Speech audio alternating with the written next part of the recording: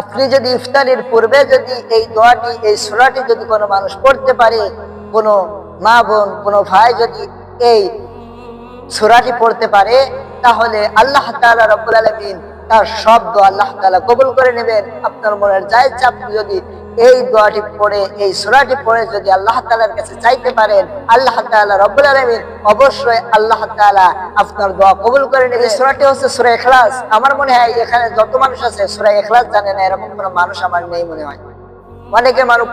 অনেকেই জানে পুলিশ সূরা বলে, অনেকেই জানে সূরা ইখলাস বলে। এই সূরা ইখলাস যদি কোনো মানুষ ইফতারের পূর্বে মানুষ 21 বার পাঠ করতে পারে, আল্লাহ তাআলা রব্বুল আলামিন তার সব গুনাহ আল্লাহ তাআলা, তার সব দোয়া আল্লাহ তাআলা রব্বুল আলামিন কবুল করে নেয়।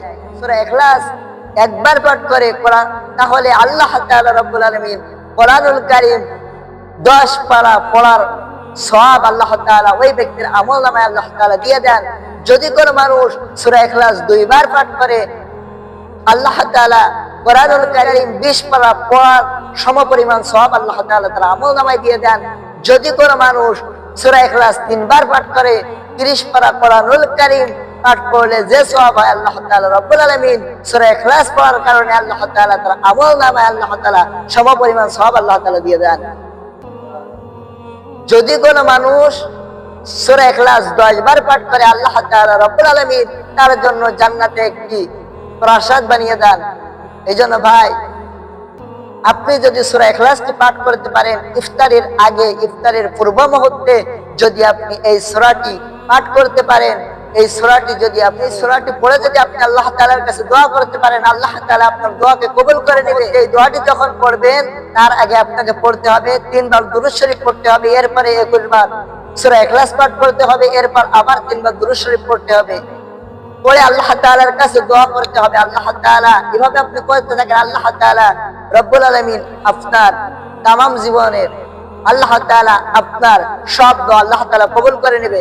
এইজন্য ভাই, অনেক মা বোনেরা আছে, অনেক ভাইয়েরা আছে যে ইফতারের পূর্ব মুহূর্তে, ইফতারের আগে তারা ফোন চালাতে ব্যস্ত থাকে, ফোনে চালাচ্ছে ইফতারের টাইম হয়ে গেছে, কোনো দোয়া কিছু করে না। কিন্তু অনেক মা বোনেরা আছে যে কাজ করতে করতে ইফতারের টাইম হয়ে যায়, কিন্তু আপনি যদি ইফতারের পূর্ব মুহূর্তে, ইফতারের আগে যদি আপনি এই দোয়াটি করতে পারেন, এই সূরাটি আপনি পড়তে পারেন, আল্লাহ তাআলা রব্বুল আলামিন আপনার সব দোয়া আল্লাহ তাআলা কবুল করে নেবেন। এই জন্য ভাই, আমরা চেষ্টা করব ওই টাইমটুকু আমরা ফোন না চালিয়ে, ওই টাইমটুকু আমার মা বোনেরা আমরা কাজ না করে আমরা চেষ্টা করব ইফতারের 10-15 মিনিট 20 মিনিট আগে এসে আমরা এই দোয়াটি আমরা পড়ে আল্লাহ তাআলার কাছে দোয়া করব।